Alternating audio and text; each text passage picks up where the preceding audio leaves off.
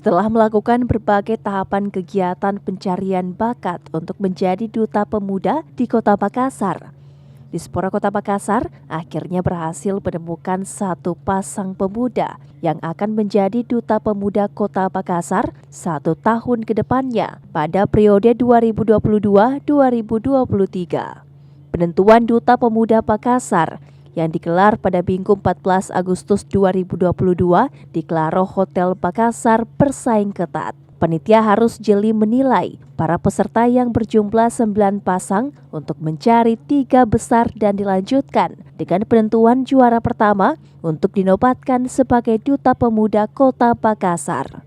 Muhammad Fadli Ridwan dan Rifka Putri yang terpilih menjadi Duta Pemuda Kota Makassar mengatakan mereka akan segera berkoordinasi ke Dinas Pemuda dan Olahraga Kota Makassar untuk terjun langsung ke masyarakat dalam memberdayakan masyarakat, terutama pemuda Kota Makassar yang ada di lorong wisata dan di Kota Makassar. Terpilihnya kami sebagai Duta Pemuda ini, ke depan kami akan berkomunikasi bersama Dispora dan akan mulai menjalankan program kerja kami sebagai Duta Pemuda, khususnya memberdayakan pemuda di Kota Makassar.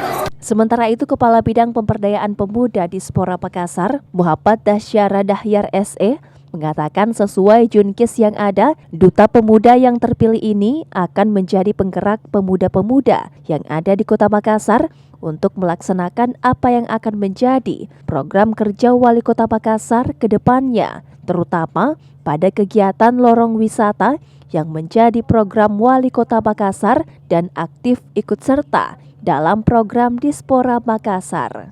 Duta Pemuda yang telah terpilih itu nanti wajib untuk menjadi agen perubahan dan mensukseskan gerakan nasional pemuda kreatif.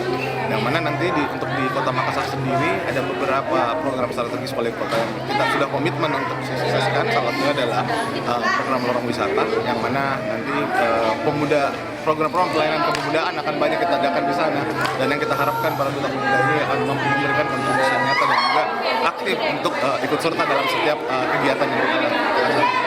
Peran serta pemuda dalam pembangunan Kota Makassar tentu sangat dibutuhkan karena pemuda-pemudi harus ambil bagian. Ical Syahrir, Fajar TV dan Fajar Radio melaporkan.